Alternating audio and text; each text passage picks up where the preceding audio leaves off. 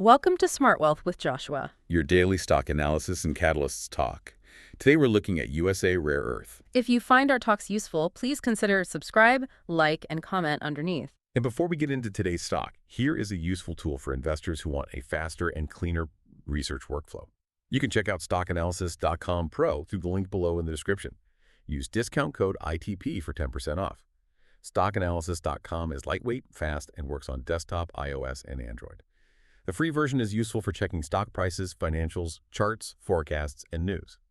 But if you want deeper research, stockanalysis.com Pro gives you no ads, saves screeners, watch lists, portfolios, long-term financial history, dividend history, analyst filters, ETF data, and exports to Excel, CSV, and Google Sheets. Pro comes down to about $5.93 per month when billed annually after the discount. For heavier users, the unlimited plan adds unlimited downloads and unlimited stocks per watch list, and comes down to about $14.93 per month when billed annually after the discount. StockAnalysis.com is a research tool, not financial advice. It does not tell you what to buy or sell, and it does not guarantee investment results. Always do your own research and make your own investment decisions. This is an affiliate link, so we may earn a commission if you use it at no extra cost to you. Okay, so let's get right into it today.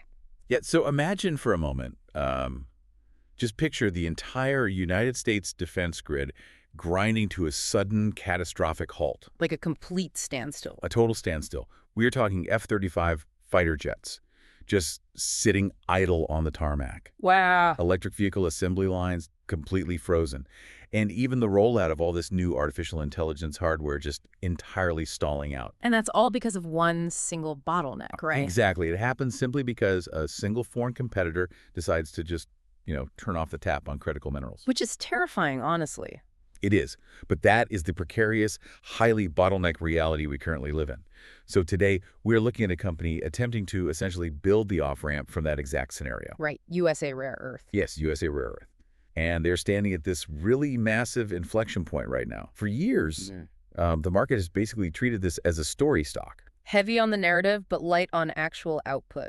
Exactly. Heavy on the national security narrative, but very light on tangible commercial output. But right now, we are watching them attempt this high-wire act of shifting from a development phase into becoming a legitimate commercial producer. And that high-wire act is precisely why we really need to unpack this today. Because for anyone managing a portfolio right now, it is critical to frame this correctly. Oh, absolutely. We aren't just evaluating a single mining or processing company operating in a vacuum here. We are looking at a direct, heavily leveraged play on some of the largest macro supercycles of our lifetime. The EV and AI boom. Right. The pivot to EVs, the massive energy demands of AI data centers, and the modernization of global defense, they all share the exact same bottleneck. Yeah, the rare earth minerals. Exactly. And underlying every single one of those secular trends is a desperate, aggressive push by the U.S. government to onshore supply chains and finally break away from Chinese dominance in this sector. Which really sets up the overarching mission for our analysis today. It's straightforward, but highly complex to actually answer. Right, the big question. Yeah, we need to unpack whether this company can flawlessly execute this transition.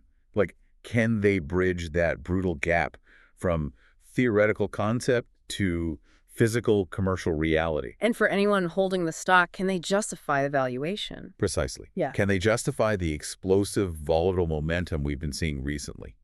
We really have to figure out if the underlying mechanics of their business can support the macro narrative. All right, let's move into the wealth building context. So when you were looking at a critical minerals company like this, you absolutely have to frame it within a multi-year portfolio strategy. Yeah, this isn't a quick day trade. No, definitely not. This is not some software as a service play where you spin up some code and start generating recurring revenue in 6 months. Building heavy rare earth separations and magnet manufacturing infrastructure from scratch is agonizingly slow. And expensive. Incredibly capital intensive. And there's a fundamental reason for that. Separating rare earths isn't like panning for gold where you just wash away the dirt. Right, it's way more complicated. Oh, it's on an atomic level. These elements are chemically clinging to each other in the ore. So breaking those bonds requires a massive, highly complex, and tightly regulated chemical process. You're dealing with intense environmental hurdles, too. Exactly. But, and here's the critical part for investors, once you actually navigate that minefield and establish that infrastructure, it creates an almost impenetrable economic moat. Because the barrier to entry is just astronomically high. Yes, you simply cannot spin up a competing separation facility overnight. It takes billions of dollars and a decade of permitting. And that brings up a really major investor dilemma. If Sure. you are holding this stock, the psychological battle is very real. Oh, waiting for the payoff. Right. You are effectively tying up capital in dirt and blueprints, waiting for a payoff that is literally years away. So to bring a little practical perspective here for you listening, think of investing in this space like funding a massive infrastructure toll road before the concrete is even poured. That is a great analogy. You are locking up your money early. The wealth-building thesis here isn't about jumping in for a quick 2-week flip. It's about recognizing that the global supply chain is physically moving. We are capturing that maturation. Exactly. The maturation of the entire ex-China supply chain over the next decade. The strategy relies on holding a core position for that long-term compounding effect.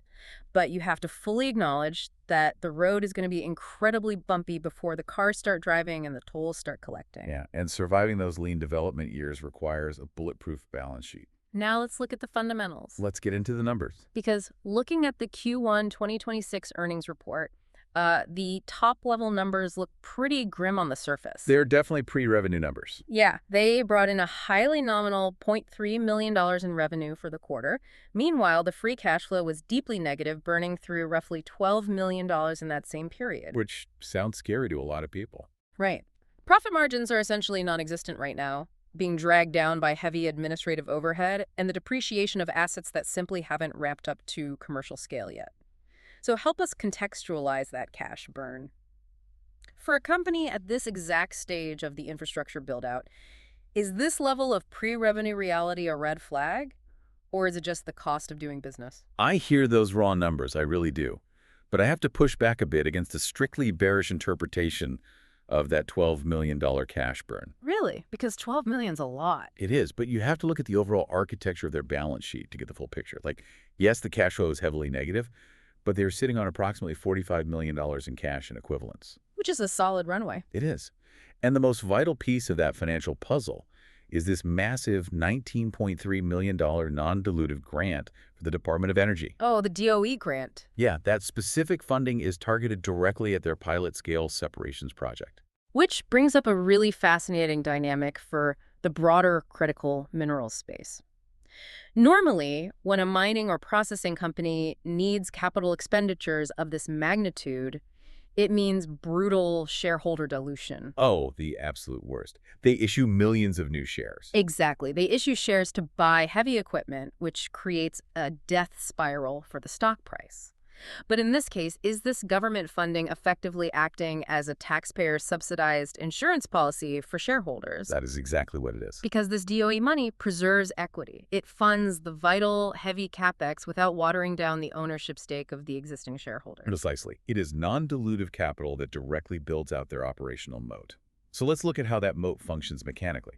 They hold exclusive rights to the Round Top deposit in Texas. Which is a massive domestic resource. It is. And when you combine that domestic raw material access with their Stillwater, Oklahoma processing facility, you're looking at a fully vertically integrated domestic powerhouse. And the real inflection point there is the magnet line, right? Yes. The fundamental inflection point we are watching, the real catalyst for when those crushed margins will finally start expanding, is their Phase 1A magnet line at Stillwater. Right. They are targeting 600 metric tons of neodymium iron boron magnet production by 2026. Okay, so neodymium iron boron, or ND-Fb, that is essentially the holy grail of permanent magnets, right? They are the strongest commercially available magnets on Earth. They can handle immense heat without losing their magnetic field. Which is why you need them for EVs. Exactly. You cannot build a high-performance EV motor or an advanced military guidance system without them. So right now, this facility is like trying to build a 5-star bakery from scratch. But first, you have to invent the flour and grow the wheat. Yeah, creating the entire supply chain. They aren't just stamping out magnets. They are attempting to create the entire domestic supply chain to source the raw ingredients. Once that magnet line reaches commercial scale, the revenue profile of the entire company flips. That brings us to the catalyst timeline. And we have to map out the immediate future very carefully here, because Q2 2026 is the absolute center of gravity for this stock. Everything hinges on it. Everything. The major event on the calendar isn't a press release or a new permit. It is the physical commercial fulfillment of those NDFeB magnet orders straight out of the Stillwater facility. The actual product shipping to customers. Exactly. That is the precise moment they officially graduate from a speculative narrative into a revenue-generating commercial entity. And connecting that operational milestone to the financial calendar, we are looking at the Q2 2026 earnings report, which is estimated to drop in August 2026. Right around the corner. Yeah, and I want to be very clear on how the market will digest this. Institutional consensus won't care about earnings per share yet. No, EPS doesn't matter right now. It's a total distraction at this stage of the growth cycle. Yeah. Every analyst and institutional eye will be hyper-focused on quantifiable guidance regarding order volumes and production yields. Because scaling that is notoriously difficult. Incredibly difficult. Scaling a complex chemical and metallurgical process from a pilot phase to commercial scale purity levels can drop. Yields can suffer. Yeah, it's not a given. Right. If they prove they can deliver on high purity volume, the stock runs. But because the entire valuation rests on the Stillwater facility working flawlessly, any delays in order fulfillment will be heavily, violently punished by the market. Absolutely. And beyond the execution at the facility itself, we have to look at the macro catalysts, specifically Federal Reserve policy. The Fed. Always a factor. Always. The broader mining, processing, and precious metals complex has been severely suppressed over the last year by a strong dollar and the Fed holding rates steady in a risk-off environment. Because these are such capital-intensive businesses. Exactly. When the cost of capital is high, growth stocks in this sector get compressed. If we see a dovish pivot or a cycle of actual rate cuts, that acts as a massive macro tailwind. Cheaper capital will aggressively flow back into domestic infrastructure and critical mineral developers. There is also a highly speculative but incredibly fascinating geopolitical rumor circulating that could act as a massive catalyst. Oh, the MP materials situation. Yes. We know there is an ongoing, rather bitter legal dispute between USA Rare Earth and MP Materials, which is their primary domestic rival. Right, fighting over talent and tech. Now, step back and look at this from Washington's perspective. The government desperately needs a unified, resilient front against China's rare earth monopoly. They can't have infighting. Exactly. Yeah. Having the two biggest domestic nodes fighting each other in court creates a single point of failure for U.S. industrial policy. They cannot afford their domestic champions wasting capital on litigation. It's a waste of resources. So the rumor floating around institutional circles is that the government might step in and force a truce. Wow. Yeah. If Washington brokers a settlement that results in a joint venture, shared processing technology, or some kind of unified offtake agreement, that would be a massive, completely unpriced, upside catalyst for the entire sector. It would effectively merge the domestic supply chain overnight. Overnight. Now let's pivot to the chart. And the chart has been wild. It really has. The technical state of this stock right now is defined by explosive psychological momentum. Prior to a recent severe pullback, the stock had registered a staggering 105% gain year-to-date. Which is huge. It's massive. And that kind of movement isn't just retail noise. It indicates a decisive technical breakout from a multi-year base. And importantly, it was fundamentally driven. The market was actively pricing in the validation of the DOE funding and the upcoming facility commissioning milestones. I actually have to challenge the technical health of that chart right now, though. Okay, let's hear it. 105% run is fantastic on paper, but we have seen severe whiplash volatility over the last month, including a very sharp recent crash that took out several moving averages. It was a steep drop. It was. For anyone staring at the chart today, the immediate question is, has that momentum structural broken? When a stock gets cut down that fast, it usually leaves a lot of technical damage and overhead supply, as trapped buyers look to sell the bounce just to break even. I hear that, but I actually see the recent price action quite differently. How so? I would counter that the recent week's broad market sell-off was a healthy, necessary momentum reset. It was a shakeout of weak hands and speculative froth, not a structurally broken chart. So you think the base is still intact? Yeah, the underlying year-to-date higher lows are still largely intact. And there's a really fascinating technical divergence to consider here. There was a fresh, fundamentally bullish analyst update issued recently detailing the progress at Stillwater. Oh, right. I saw that. But because of a broad risk-off tape and aggressive gold sell-offs pulling down the entire metal sector, the market completely ignored the positive fundamental news. It got dragged down with everything else. Exactly. The stock traded down with the sector ETF. When you see a disconnect like that, Where company-specific good news is ignored entirely because of macro fear, it strongly points to institutional accumulation happening quietly under the surface. So the smart money buys the macro-driven dip while retail capitulates. Precisely. So what does market sentiment look like? It's definitely mixed. Yeah, I would characterize the overall mood right now as cautiously bullish, but highly bifurcated. The market is very split on how to value this transition. There are a lot of skeptics. There is a very vocal camp of skeptics, and the prevailing bear narrative centers around a harsh truth strategic importance does not automatically equal attractive equity returns. Right. A good story doesn't mean a good stock. Exactly. Just because a company is vital to national security or the EV transition doesn't guarantee its stock will go up. The skeptics are warning that these massive macro tailwinds don't excuse premium valuations, especially when the execution risk of scaling chemical separations is this high. Which is a fair point. They argue the market has priced in the national security narrative, but hasn't fully priced in the operational risks. The skeptics raise valid points on execution. They really do. But let's look at the quantitative sentiment drivers that operate independently of the narrative. Like ETF flows. Yes, specifically passive institutional flow. USA Rare Earth is included in the REXC ETF, that's the Sprott Rare Earths ex-China ETF. Right. This inclusion is a huge structural advantage. We have to understand how the mechanics of ETF flows actually work.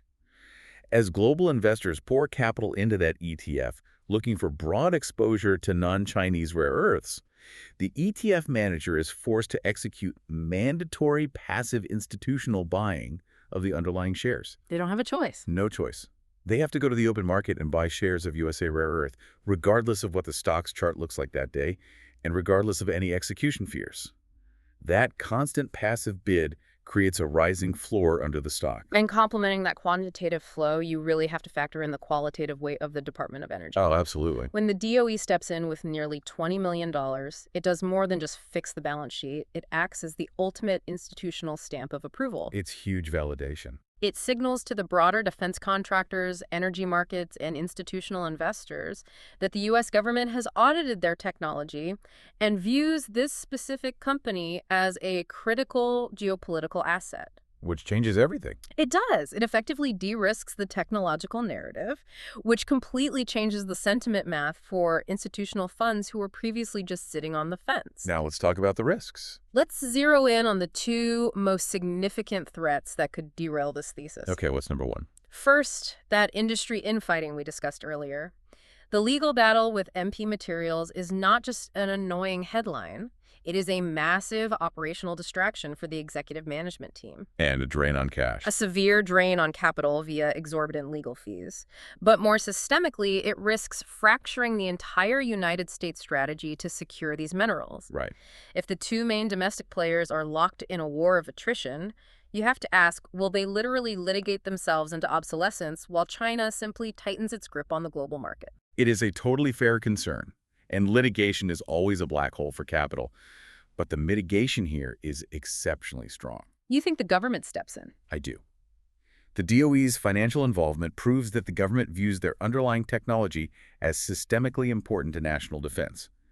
Washington is highly likely to intervene before this spat is allowed to actually jeopardize domestic security. They won't let it fail. They simply will not let their own multi-million-dollar investments fail over a boardroom grudge match. The geopolitical stakes are too high for the government to remain a passive observer. That makes sense. The second major risk, though, is the classic battle of valuation versus execution. Always the hardest part. Because the stock ran up 105% earlier this year, the market has already priced in a nearly flawless ramp-up of the Stillwater processing facility. Perfection is baked in. Right. Perfection, or something very close to it, is baked into the current equity premium. If we arrive at Q2 2026, and those highly anticipated neodymium magnet order fulfillments are delayed by even a few months due to yield issues or equipment bottlenecks, we are going to see a sharp, violent derating of the stock. The market will not forgive delays. It won't. The market will instantly pull the growth premium out of the valuation. I absolutely agree that execution is everything over the next 12 months. There is no room for massive delays. But remember, that recent macro-driven pullback we saw on the chart actually served a fundamental purpose. It cooled things off. It did. It relieved a significant amount of that overbought pressure. A lot of that priced for perfection froth has already been blown off the top. That's true. Furthermore, that $19.3 million DOE grant provides the exact financial cushion they need to ensure the separations pilot stays fully funded and on track. It drastically reduces the risk of operational delays caused by capital constraints. So with everything on the table, what's the final verdict? Looking at the totality of the research, the balance sheet, and the operational timelines, the final investment rating comes out to a bullish score of 7 out of 10. A solid 7 out of 10. Yeah. The core thesis holding this together is that the company is right in the middle of successfully transitioning from a theoretical development story to the direct commercial monetization of ex-China magnets. Which is huge. And that massive operational transition has been heavily de-risked by the DOE award, which validates both their technology and their strategic moat. And to give a clear timeline view on how to approach this strategically, the immediate framework suggests a swing trade heading into that highly anticipated Q2 2020 earnings report in August, aiming to capture the momentum of the commercial ramp-up. Right, play the ramp-up. But simultaneously, the strategy dictates maintaining a core position for a multi-year hold. That way, you position yourself to capture the full maturation of the ex-China supply chain, waiting patiently for that massive infrastructure toll road we talked about earlier to finally open up, reach commercial scale, and start collecting the tolls. Exactly. And just to leave you with a quick thought to mull over, think about what happens when other allied nations, like in Europe or Australia, start implementing their own mandatory domestic quotas for critical minerals. If USA Rare Earth masters this process domestically, could they suddenly become an exporter of this heavy processing technology globally? That opens up a whole new revenue frontier we aren't even pricing in yet. That's a fascinating point to end on. If you want to build a cleaner stock research workflow, you can check out stockanalysis.com Pro through the link below in the description. Use code ITP for 10% off. Pro comes down to about $5.93 per month when billed annually after the discount, and Unlimited comes down to about $14.93 per month when billed annually after the discount. Remember, stockanalysis.com is a research tool, not financial advice. It does not guarantee investment results, and you should always do your own research before making any investment decision. This is an affiliate link, and we may earn a commission at no extra cost to you. And if this episode helped you, please subscribe, like, and comment underneath. We'll see you in the next Smart Wealth with Joshua episode.